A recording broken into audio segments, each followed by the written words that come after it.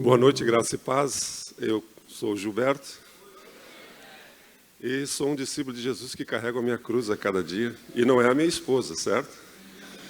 É uma alegria muito grande estar com vocês nessa noite, nessa reunião do Celebrando a Restauração. E se existe uma coisa que nesses 35 anos de Igreja Batista Filadélfia de Canoas nós podemos dizer com certeza, é que Deus é bom e misericordioso, e Ele tem restaurado as nossas vidas e a vida de todo aquele que se volta para Ele. E nessa noite nós vamos falar alguma coisa em relação à depressão, que segundo a Organização Mundial de Saúde, é o mal do século. Como Deus nos leva a superar a depressão? Gente, a depressão afeta 322 milhões de pessoas no mundo. Obrigado.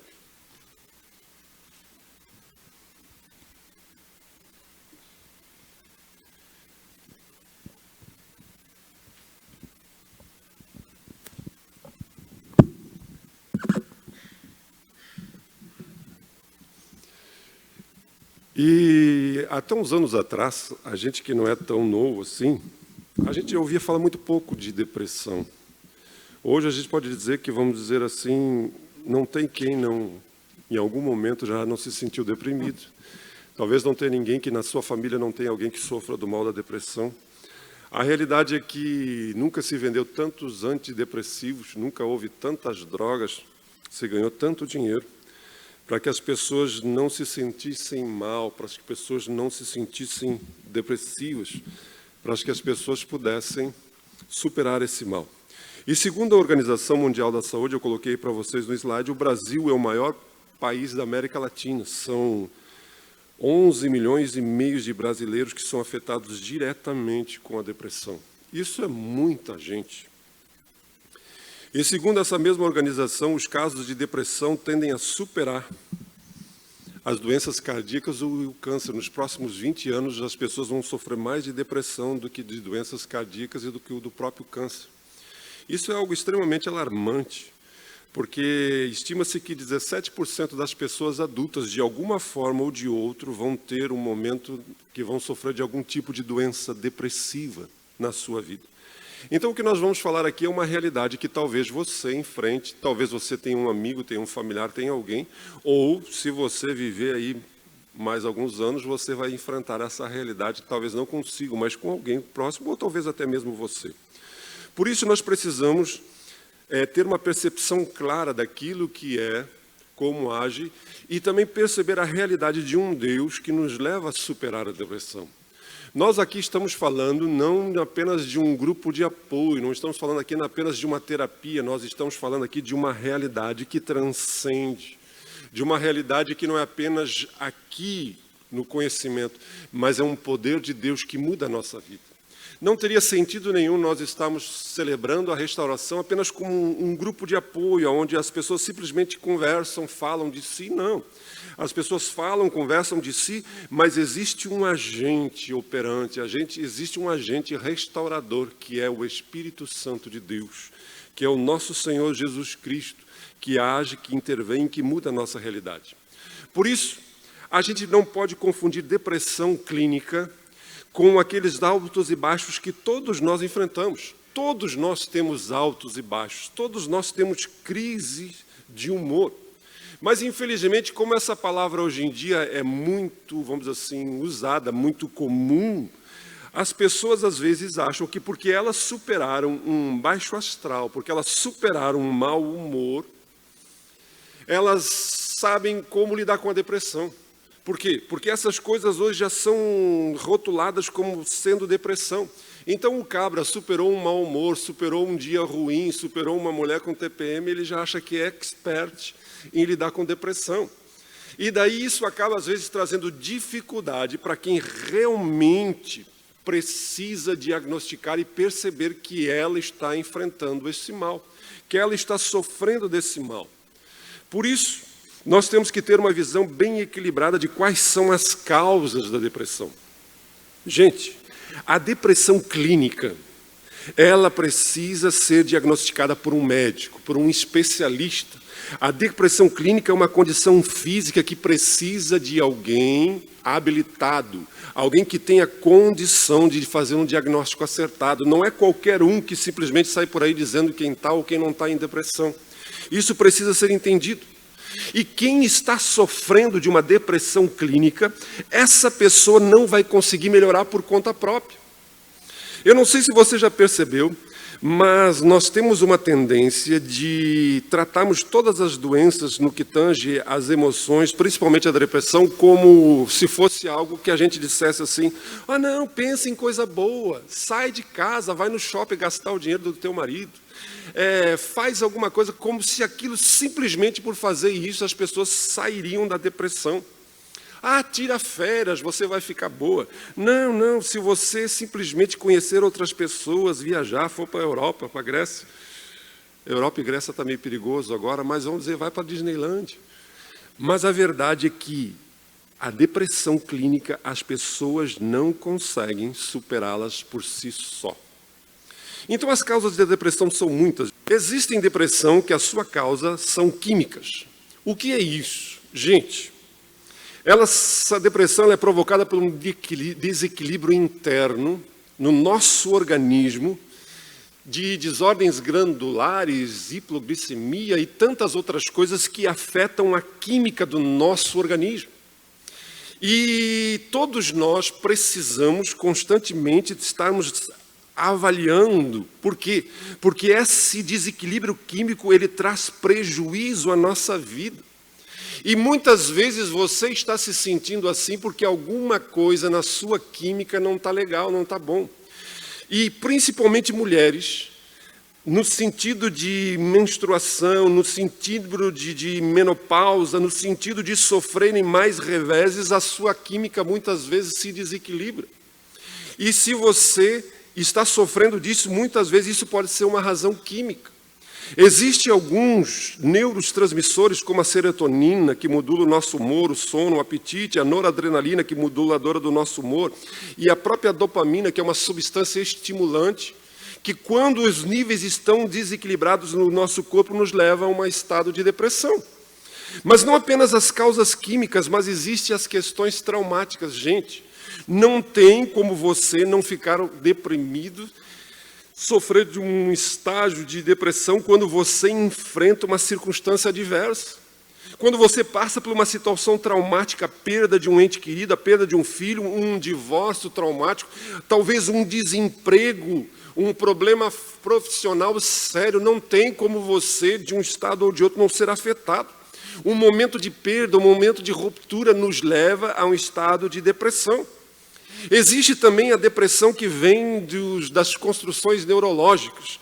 Quem abusou demais de algum tipo de droga ou de álcool pode ter desequilibrado a sua vida neurológica e isso causar depressão. Existe também uma predisposição genética. Assim como a gente pode ser predisposto a ter pressão alta devido aos nossos familiares, assim como a gente pode ter diabetes por uma predisposição genética, existem pessoas que têm uma predisposição genética para serem mais depressivos. Isso não significa que se você agora diz, pá, me lembrei que eu tinha aquela vovó, aquela tia, aquela parente que é depressiva, eu vou ser depressivo também, não. Não significa que você está fadado a sofrer de depressão, mas existe uma confirmação científica de que existe um DNA, uma predisposição genética para você ser um tanto quanto mais depressivo. E por fim eu coloquei aí, existe uma depressão de natureza espiritual. Só que eu sou obrigado a dizer para vocês que hoje existe uma supervalorização da natureza espiritual. Existe depressão, principalmente para pessoas que carregam uma culpa muito grande, principalmente para pessoas que tiveram um envolvimento muito pesado com coisas escusas, coisas malignas, coisas das trevas. Mas isso é uma coisa rara. Não é aquela coisa de que agora todo mundo está pegando uma urucubaca, está pegando uma coisa, um espírito depressivo. Então existe também uma supervalorização da depressão, como se fizesse uma oração forte, se fizesse uma corrente, se fizesse 7 quintas-feiras abençoadas, a pessoa vai deixar de ser depressiva. Não é bem assim. Gente, Nós precisamos estarmos, vamos dizer assim, atentos a essa realidade, porque essas são as causas mais comuns. Mas existem variáveis, existem variantes. E quais são os sintomas? Como uma pessoa depressiva se sente? Qual é a forma que a gente pode diagnosticar isso? A depressão ela é uma doença que afeta o organismo como um todo. Não é algo que, vamos dizer assim, que a gente possa dizer que é apenas desse jeito, pelo contrário. Ela quase sempre altera a maneira como você vê o mundo. Você começa a ver o mundo de uma forma diferente. Você começa a sentir a realidade. Os seus sentimentos são diferentes. Você vai começar a entender as coisas de uma maneira diferente. Você vai começar a manifestar algumas emoções que antes você não tinha. Você vai sentir uma perda da disposição para fazer as coisas, para agir. Você simplesmente sente uma falta de disposição. E muitas vezes isso vem carregado com uma ausência de prazer diante da vida. As coisas perdem a graça, perdem o prazer. Por quê? Porque a depressão, de uma forma geral, ela afeta você em todas as áreas. Até como você se alimenta, até como você dorme, até como você se comporta, como você se sente em relação a você mesmo. Isso faz com que você comece a pensar as coisas de um modo geral. E quase sempre ela prejudica a nossa memória, o nosso raciocínio, a nossa criatividade, a nossa vontade, afeta as nossas relações conjugais, o amor, o sexo. E também, fisicamente falando, você acaba sendo abalado, porque tudo parece extremamente difícil, tudo fica complicado, fica tudo muito problemático, tudo muito cansativo, porque você está deprimido.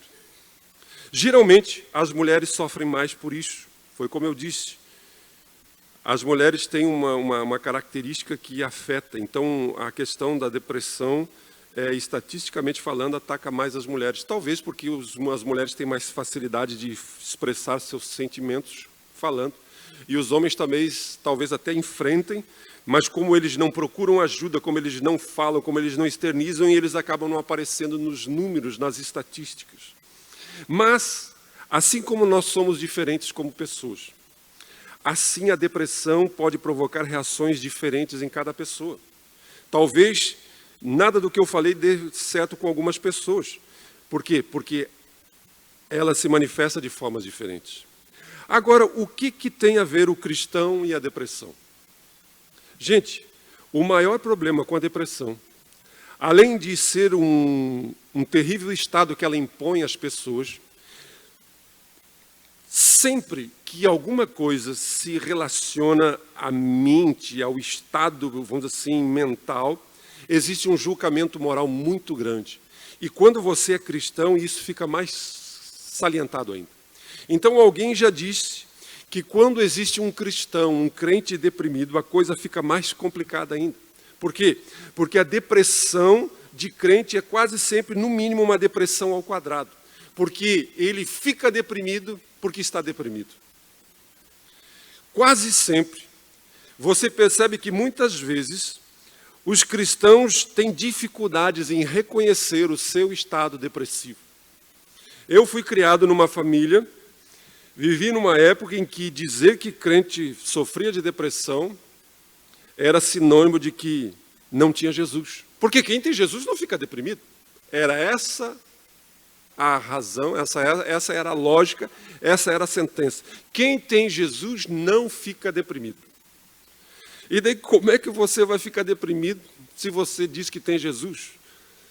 Então, a coisa começa a ficar mais complicada. E daí você começa a ser taxado de não ter fé. O que falta é fé.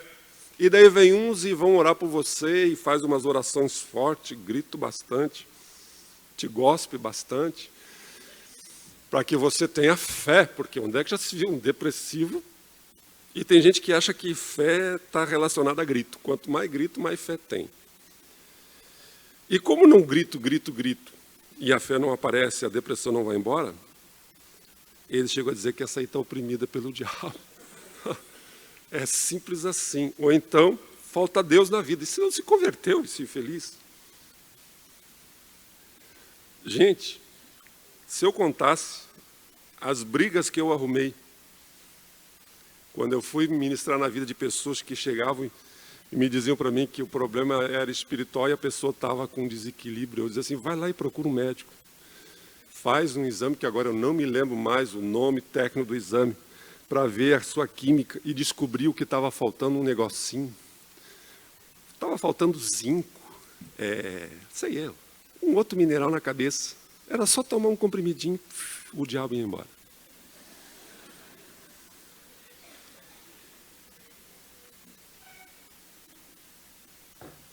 Mas, de repente, era um comprimido abençoado, né? Mas, gente, eu quero dizer para você que ser cristão e você achar que a vida com Cristo, que a sua existência como filho de Deus faz com que você esteja acima do bem e do mal, que você, por ser filho de Deus, Deus vai te isentar da realidade dos dilemas e dos reveses humanos, você não entende nada de Bíblia. Você não entende nada de Evangelho. Você vai contra tudo que o próprio Cristo, a própria Bíblia nos mostra. A Bíblia nos mostra que esta é uma realidade da vida. Esta é uma realidade de ser gente, de ser humano. O próprio Jesus, vocês sabem como ele era chamado pelo profeta Isaías? Jesus era chamado do varão de dores, o homem de dores, o homem de sofrimento e que sabe o que é padecer. O próprio Cristo, ele é chamado como aquele que sofre dores e padecimentos, mas também ele é aquele que se alegrava e se exultava no Espírito no tempo certo. A Bíblia nos mostra que foi o próprio Cristo que ele, no momento da sua vida, ele exclama, a minha alma está profundamente triste. E quando Jesus diz profundamente triste, gente, não é um mau humor, não é uma dorzinha de cabeça, não é um mal-estar por uma coisa que não causou bem, não. Quando ele diz, a minha alma está profundamente triste até a morte. Ele diz aos seus discípulos, eu quero que vocês fiquem comigo. Eu preciso ter alguém do meu lado. O próprio Cristo, o próprio Deus, diz assim, eu não quero ficar sozinho porque eu estou mal. E depois ele olha para nós e nos diz, olha, vocês vão ter aflição. Nesse mundo, vocês vão ter dificuldades. Mas ele disse também que se nós quiséssemos, nós poderíamos ser bem-aventurados. Nós podemos aprender a sermos felizes. Nós poderíamos aprendermos a sermos alegres enquanto nós sofremos e choramos. Por isso, a depressão da Bíblia, você não vai encontrar uma palavra depressão, talvez numa versão nova, numa tradução nova, mas na Bíblia você não vai encontrar a depressão explícita. Mas a Bíblia não esconde o sofrimento da depressão na vida de homens e mulheres de Deus na Bíblia. Você vai encontrar muitas vezes o texto, a história, deixar transparecer que aquelas pessoas estavam enfrentando momentos de depressão. Se você olhar a vida de Jó, você vai perceber. Se você olhar Moisés em um momento da sua caminhada, diante daquele povo, diante das dificuldades que ele enfrentava, Moisés ficou depressivo. Você vai perceber que Elias, que é o quem nós vamos usar hoje, o grande profeta de Deus, em um momento da sua caminhada ficou depressivo. Jonas, quando estava no ventre daquele peixe 3 dias e 3 noites, ele teve uma crise depressiva. Nós vamos perceber que Jeremias, o profeta Jeremias, chegou a escrever um livro todo na Bíblia chamado Lamentações de Jeremias. É o cara mais para baixo, o cara mais depressivo, o cara que mais se lamentava. Jeremias, um profeta de Deus. Você vai ver o próprio Pedro, no momento em que trai a Jesus, e o próprio Jesus no jardim de Getsêmani. Mas, ao mesmo tempo que a palavra de Deus, a Bíblia, nos mostra pessoas que enfrentaram essa realidade, a Bíblia também nos mostra que Deus não quer que sofremos. Deus nos dá a sua ajuda a quem fica deprimido. É simples assim. Deus nos mostra uma realidade da vida, mas Ele também nos afirma que Ele gostaria de nos ajudar a superarmos isso. a não vivermos constantemente nessa situação, que essa não seja a realidade da nossa vida. Porque em todos esses casos que eu acabei de falar, de Jó, de Moisés, de Elias, você vai ver que eles, em um momento da sua caminhada, o desespero, a angústia, a depressão, cede lugar à esperança. E na sua vida eles experimentam, então, no meio do caos, através da fé, a esperança de Deus na sua vida. E eles superam aquela história. E a história deles não é marcada simplesmente por isso. Eles passam por isso. Porque eles enfrentam agora a realidade da certeza da presença de Deus abundante sobre a sua vida. Por isso que Paulo escreve aos Romanos, no capítulo 15, o verso 13, o seguinte. Observe o que a Bíblia nos diz. Ora, o Deus da esperança vos encha de todo gozo e paz na vossa crença, para que abundeis na esperança pelo poder do Espírito Santo. É o que nós estamos falando aqui. É o que nós estamos celebrando. Nós não estamos celebrando que a gente sofre mazelas, que todo mundo tem a tendência, se eu estiver dentro de uma realidade. Não, nós estamos celebrando que Deus pode intervir no nosso estado. É isso que a Bíblia diz, para que vocês abundeis na esperança pelo poder do Espírito Santo. Existe um poder de Deus para as nossas vidas. Existe uma realidade de Deus que quer intervir no meu dia a dia, na minha vida, na minha realidade. Como Deus faz isso? É o que eu gostaria de compartilhar com vocês através da história desse homem chamado Elias. A história do profeta Elias está registrada em 1 Reis, capítulo 19. Você depois pode ler em casa. 1 Reis, capítulo 19, ela nos mostra os sintomas da depressão na vida desse homem e nos mostra como Deus leva Elias a superar a depressão. Ali não diz que Elias estava com depressão, mas a gente percebe os sintomas na sua vida e nós percebemos a maneira como Deus tratou a vida de Elias. Para que você se localize, Elias surgiu no meio da história de uma hora para outra. A Bíblia diz que apareceu um cabra e foi diante do rei, botou o dedo na cara do rei e trouxe uma mensagem de Deus, uma profecia de Deus ao rei Acabe. Era um rei muito mau. E aquele homem tinha uma ousadia tremenda. Aquele homem, durante 3 anos, ele enfrentou vitoriosamente 450 profetas de um Deus chamado Baal. E ele venceu. Ele fez coisas extraordinárias. Aquele cara era o cara. Aquele cara estava ligado em 220. Aquele cabra tinha uma autoridade, uma presença, onde ele chegava, as pessoas diziam assim, eu quero ser que nem ele quando eu for grande. Mas a Bíblia diz que ele, no momento da sua vida, ele foi ameaçado de morte por uma mulher chamada Jezabel, uma rainha má perversa, e naquele momento parece que, uma coisa na cabeça desligou e ele ficou com medo. Ele ficou com medo tremendo, ele entrou numa depressão, ele se esqueceu do poder de Deus e a Bíblia diz que ele fugiu para o deserto. Gente, ele caminhou no deserto sozinho 150 quilômetros. É como daqui a Tramandaí, talvez um pouco mais longe. Ele saiu correndo com medo. E a gente começa a olhar para a vida desse homem e ver alguns sintomas. Primeira coisa, a Bíblia diz no verso 3, temendo, pois, Elias levantou-se e para salvar a sua vida se foi e chegou a Berseba. O primeiro sintoma de depressão na vida desse cabra era que ele perdeu a visão positiva da vida. Ele olhou para a sua vida e só via o pior.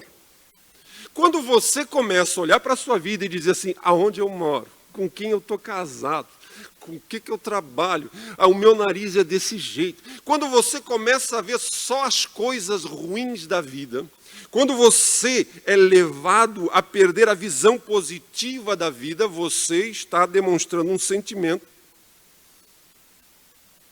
que é característico de uma questão depressiva.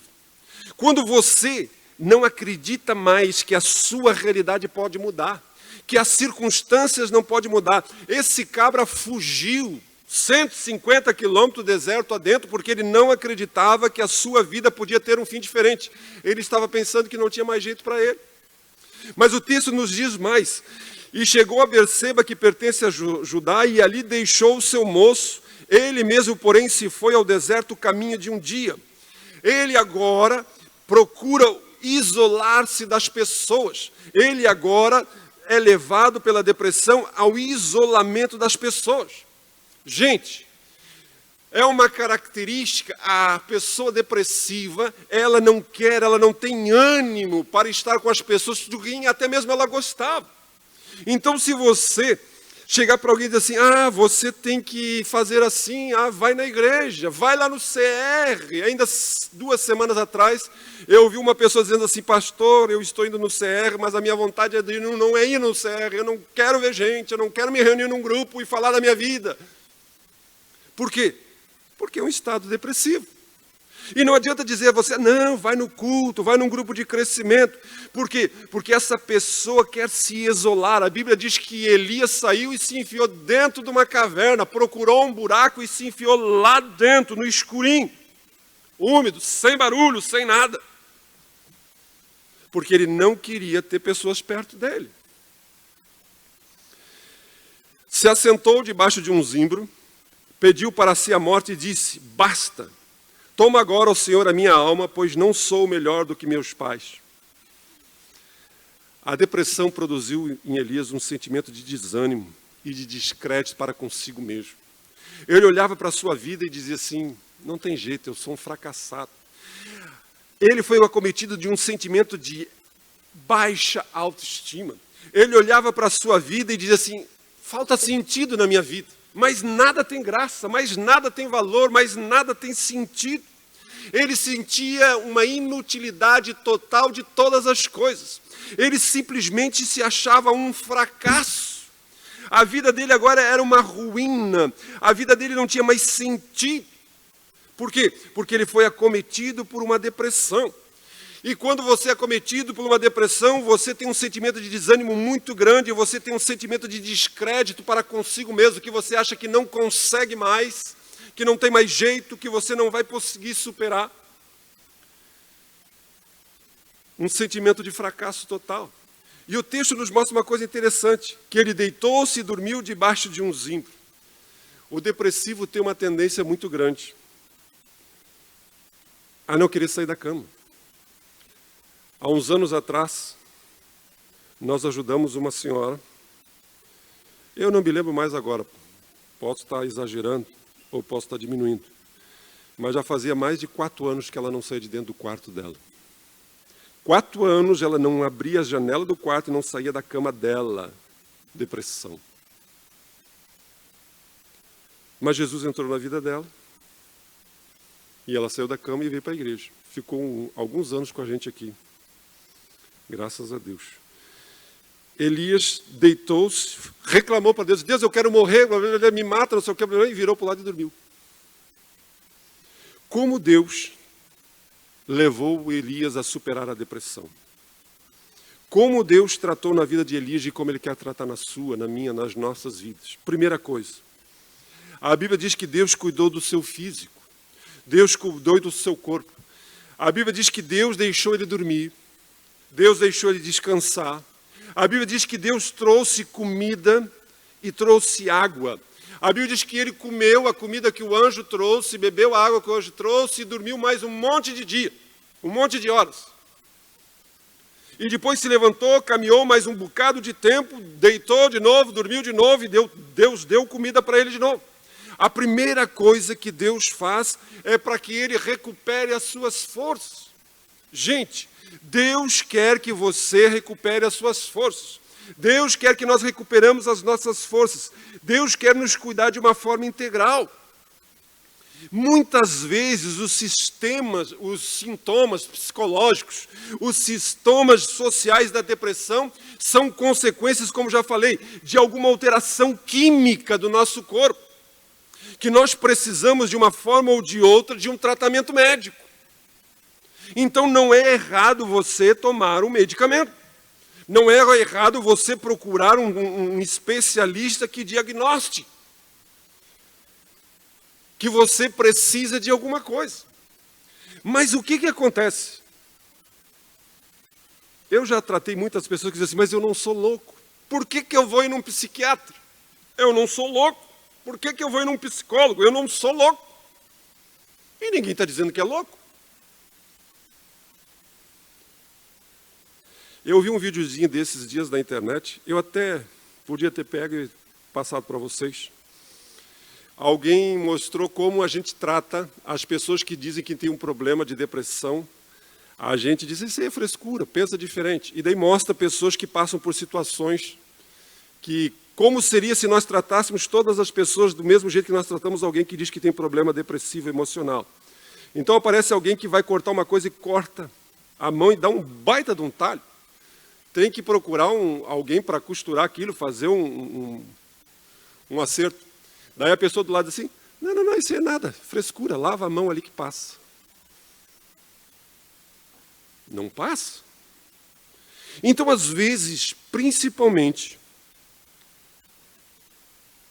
existe um julgamento moral e espiritual acerca do estado daqueles que estão sofrendo de um mal. E daí a pessoa acaba não querendo tomar um remédio, não querendo fazer um tratamento. Mas eu pergunto a você, se você de uma hora para outra ficasse diabético, a filha do Fração, a Milena, era uma menina saudável, estava conosco no GAD, e de uma hora para outra, aquela menina saudável teve uma crise e foi acometida de uma doença, de um mal, que o seu pâncreas parou de funcionar. É o pâncreas, né? É. E ela, desde aquele tempo, ela tem que tomar insulina todos os dias. E por que ela toma insulina todos os dias? Porque ela aceitou que para ela viver, manter os seus níveis de glicemia equilibrados, ela precisa de um remédio. Isso é natural. Nós nos retiros, nos acampamentos do GAD, quando nós vimos, estava ela lá com uma seringuinha aplicando na barriga. Com o tempo a gente achava estranho, pouco todo mundo já acha normal. Por quê? Porque ela tem problema. Mas por que às vezes as pessoas que precisam tomar um remédiozinho para equilibrar as suas químicas, meu Deus do céu, o que eu já vi de gente que vem num culto e sente a presença de Deus e a primeira coisa que ele faz é chegar em casa e botar todo o remédio no lixo. Ah, pastor, você dizer que não tem que ter fé? Claro que tem que ter fé. Deus pode curar? Pode. Mas deixa que o médico faça um exame. Deixa que o médico diga para você, olha, tio, os teus níveis melhoraram, as coisas mudaram, eu vou suspender a tua medicação, você não precisa mais. Por quê? Porque tem gente que às vezes a gente vai tratar, a gente vai perceber, e daí a gente diz assim, vem cá, pastor, faz 3 meses que ela não toma mais o remédio. Pastor, faz 3 meses, 6 meses que o infeliz não toma mais remédio, ninguém aguenta mais dentro de casa. Porque tem dificuldades de aceitar. Então Deus cuidou do corpo, do físico dele. Deus deu água para ele. Por que Deus não tirou a sede daquele homem? Por que Deus não botou a mão na cabeça dele assim, acaba com a fome do estômago dele, ele precisa de vitaminas, eu vou dar uma oração forte e vai produzir as energias. Não, Deus deu comida, deu pão, deu água para ele, porque ele precisava de água. Por que Deus deixou ele dormir? Porque ele precisava dormir. O cérebro dele, a cabeça dele precisava entrar no lugar. E se ele não dormisse, ele estava caminhando um bocado de tempo preocupado, agitado e não dormia, ele precisava dormir. Deus deixou Elias dormir, Elias comer, Elias beber, ficar embaixo de uma sombra. Mas não apenas isso, Deus também cuida para que nós recuperemos a nossa autoestima. A Bíblia diz que Deus chega para Elias e diz assim, Elias, me conta o que está acontecendo contigo, tio. Por que você está aqui? Deus chama Elias para a conversa, Deus deixa Elias desabafar, Deus deixa Elias colocar o mesmo, Deus deixou Elias colocar para fora, falar o que estava acontecendo com ele. Deus está querendo que eu e você aprendamos a desabafar, contar o que está acontecendo conosco. Deus continua sendo um Deus que quer estar disposto a nos ouvir, porque Ele quer que eu e você recuperemos a nossa autoestima. Ele quer que eu e você recuperemos aquilo que nós estamos nos sentindo arrasados, um fracasso. Deus está querendo trabalhar na nossa vida. Por isso você precisa contar a Deus, contar a um bom amigo. Por isso CR, por isso Celebrando a Restauração. Um ambiente onde você pode chegar e dizer assim, eu estou me sentindo assim, o meu dia foi assado, eu não aguento, mas você vai falar da sua vida, você vai desabafar. E o texto nos diz que Deus deixou Elias botar tudo para fora. E ele botou, e sobrou até para Deus. Sobrou para Deus, sobrou para o pai dele, sobrou para o povo, sobrou para... E Deus ouviu. Agora, uma coisa que você não pode fazer é você ficar com pena de você mesmo. A depressão ama a autopiedade. A depressão ama ficar com pena de você mesmo. A depressão ama achar que o mundo é injusto, que a vida é injusta, que ninguém te compreende, que ninguém te entende, então não adianta nem eu falar, porque ninguém vai me ouvir, ninguém se importa comigo, ninguém quer nada. Ai, que vida, ai, que dia, ai, que azar. Dizia Hard, Ayana, né? Mas Deus quer que nós olhemos para a depressão como um estado criativo. Van Gogh era um dos artistas mais famosos, um dos pintores mais famosos, e ele é extremamente depressivo. Inclusive a sua arte é fruto da sua depressão. Transforme a sua tristeza em algo criativo. Empregue melhor o seu tempo. Haja com fé. A fé crê que Deus está presente mesmo no meio das trevas.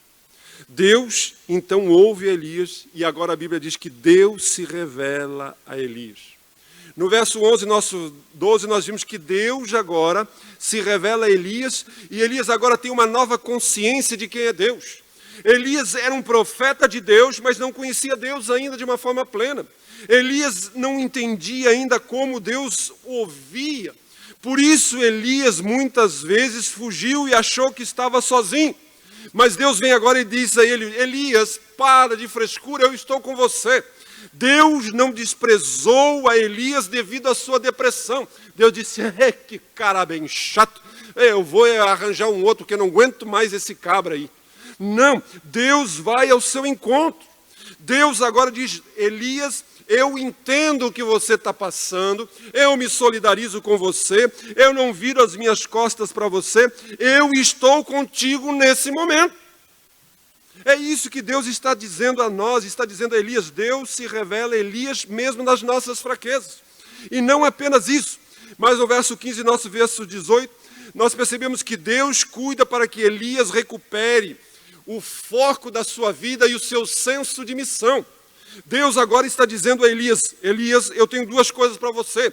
Você precisa entender que você, a sua vida, tem um propósito, tem uma razão, tem uma missão. Você é alguém com quem eu acredito, em quem eu valorizo, em quem eu empenho o meu nome contigo. E Deus dá a ele duas coisas. Primeiro, você foi chamado para ser profeta. Sua missão não terminou, não. E eu quero que você unja 3 homens. E um deles vai ser o teu sucessor. E foi quando Elias saiu dali e ungiu a Eliseu. E a segunda coisa que Deus diz a Elias, olha Elias, eu quero que você saiba uma coisa. Você está aqui, depressivo, chorando, pedindo para morrer, no meio do deserto, no meio de uma caverna, e você está dizendo que todo mundo te abandonou.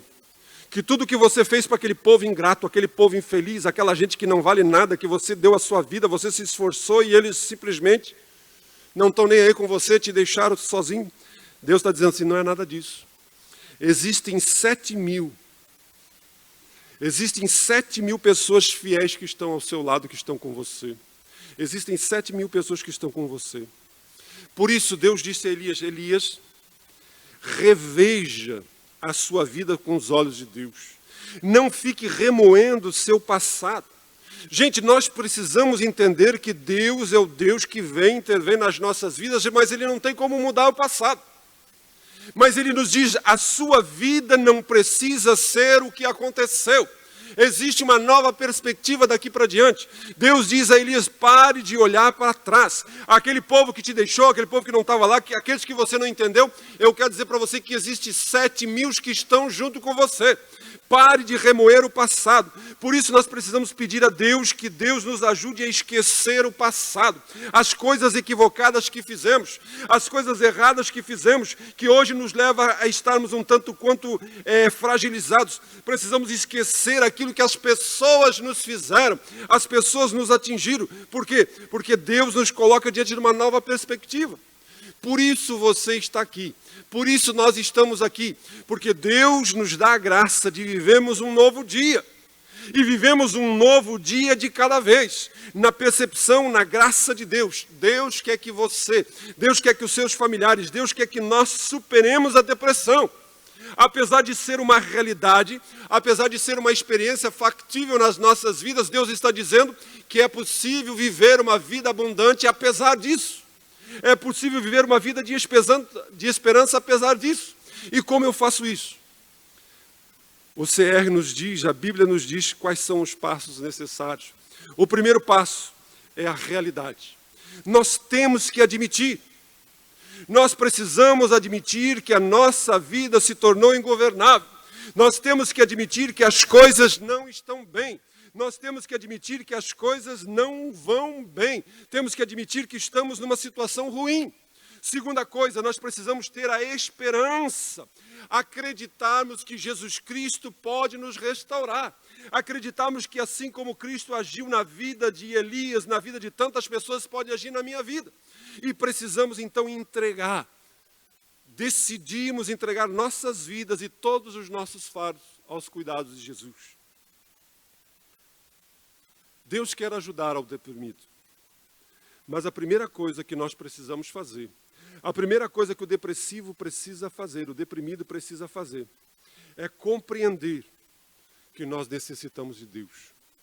Que nós necessitamos de Deus porque nós não podemos nos ajudar a nós mesmos. Nós precisamos da ação de Deus. Nós saímos da depressão, nós saímos do estado depressivo quando buscamos aquele que é o autor, aquele que é o soberano da nossa vida. Por isso que Jesus nos diz, venham a mim todos os que estão cansados e deprimidos, e eu lhes darei descanso. Tomem sobre vocês o meu jugo e aprendam de mim, pois sou manso e humilde de coração, e vocês encontrarão descanso para as suas almas, pois o meu jugo é suave e o meu fardo é leve. Por isso, nessa noite, eu quero encerrar dizendo a você, lembre-se de que assim como Elias, em Jesus Cristo, encontrou, mesmo estando na condição de depressão, mesmo estando no fundo de uma caverna querendo a morte, mesmo achando que a sua vida não tinha mais sentido, que era inútil, um fracasso, mesmo onde ele estava totalmente entregue à autopiedade, mesmo assim, ele foi chamado por Deus para as riquezas que há em Cristo Jesus, para a vida de esperança. A ação do Espírito Santo de Deus veio sobre a sua vida e a sua realidade foi mudada. E assim como o Espírito Santo estava com Elias, ele está aqui hoje. Ele está nesse ajuntamento, ele está nessa congregação. E você pode desabafar a Deus e você pode desabafar as pessoas que Deus tem colocado ao seu redor nesse grupo de Celebrando a Restauração. Que Deus nos conceda a sua graça, em nome de Jesus. Vamos orar? Curva a sua cabeça.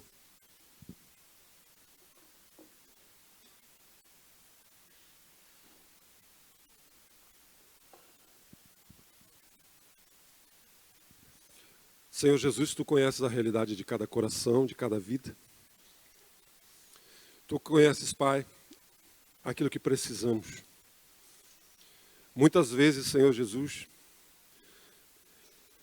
nós estamos com alguma dificuldade clínica, que precisamos de um medicamento, de um tratamento, mas muitas vezes a nossa situação precisa apenas de um desabafar, de um conselheiro, de alguém que nos ouça, colocar para fora, abrirmos o nosso coração e sermos curados. Às vezes o que precisamos é ter uma nova consciência de Deus, de como Ele age, como Ele intervém nas nossas vidas. E eu te peço agora que o Espírito Santo de Deus, que conhece a realidade de cada um dos teus filhos e das tuas filhas agora, pode falar de uma maneira única e especial. Porque assim como tu não levastes a Elias do que ele não precisava, pelo contrário, tu levou a água porque ele precisava, ele estava com sede. Tu levou o pão porque ele estava com fome. Tu o deixou dormir antes de falar com ele porque ele precisava descansar. Tu sabes o que cada um dos teus filhos e das tuas filhas precisam aqui agora, neste momento.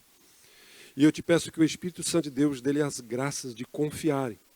Que eles possam exercer esses passos de admitir que a sua vida precisa da ação de Deus. Que eles possam ter agora a esperança de acreditar, de confiar e, acima de tudo, de entregar a sua vida, os seus fardos, os seus medos, as suas angústias, as suas ansiedades, aos cuidados de Deus, que assim como cuidou de Elias, cuida de nós. Em nome de Jesus, o nosso Deus. Amém. Aleluia. Deus os abençoe com a graça e com a paz do Senhor.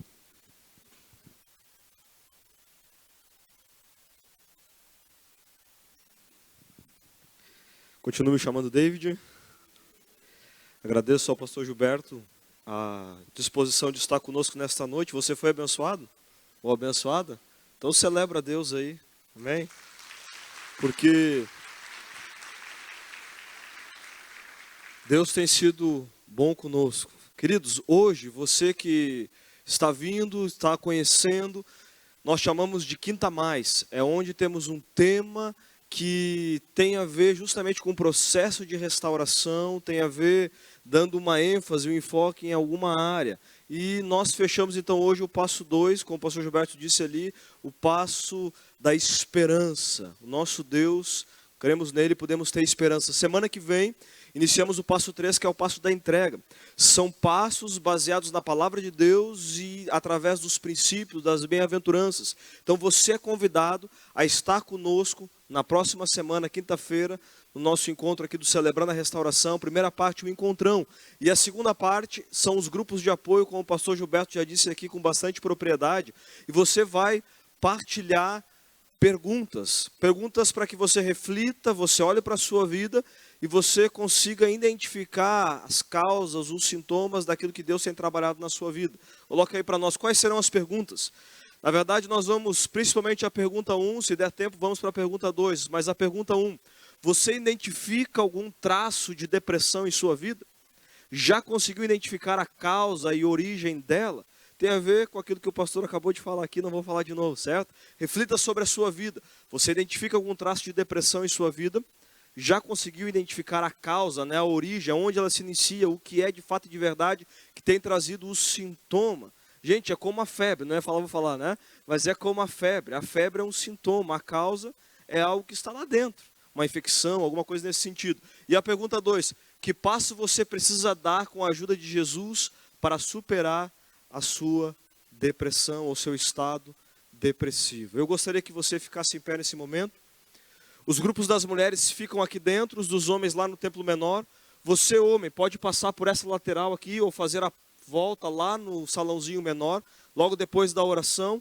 Você tem liberdade para ficar nos grupos de apoio. E você, que já tem vindo ao Celebrando, e você, mulher, fica no grupo da Sueli ou da Rosa Pula, você é convidado no dia de hoje. Elas não estão aqui por questões pessoais, então no dia de hoje você é convidado. Eu incentivo você a ir a outro grupo. Nossos grupos são grupos de partilha aberta, partilha do dia a dia. Então, se você não está no grupo da Sueli ou da Rosa normalmente, procure outro grupo no dia de hoje, certo? Eu gostaria de orar novamente com você, agradecendo a Deus por sua graça e sua bondade. Obrigado, Pai, porque podemos ter a esperança no Senhor. Podemos olhar para as nossas vidas, como teu servo tem dito, e perceber que nós mesmos não temos condições, Pai, de lidar com as mazelas da vida, com aquilo que enfrentamos. Mas, Pai, quando olhamos para o Senhor, podemos ter esperança, porque o Senhor nos ajuda, o Senhor nos dá força, conforme diz na tua palavra. E quando entregamos, podemos ter essa graça salvadora, redentora, que nos ajuda a cada dia. E nós, como Celebrando Restauração, temos entendido isso, que se temos um problema, ele é nosso, mas se queremos ajuda, esse problema se torna então partilhado como um todo, e nós queremos ajudar uns aos outros. Então agora dá graça aos teus filhos, às tuas filhas, a irem ao grupo de apoio, e Pai, poderem partilhar, compreendendo que aquilo que falam, aquilo que dizem, aquilo que ouvem, aquilo que vê, fica no grupo da partilha. Acima de tudo, o Senhor está presente, em nome de Jesus e para a tua glória. Amém. Você tem liberdade, em nome de Jesus, para procurar o seu grupo. Se você não está em nenhum grupo, procure um em nome de Jesus.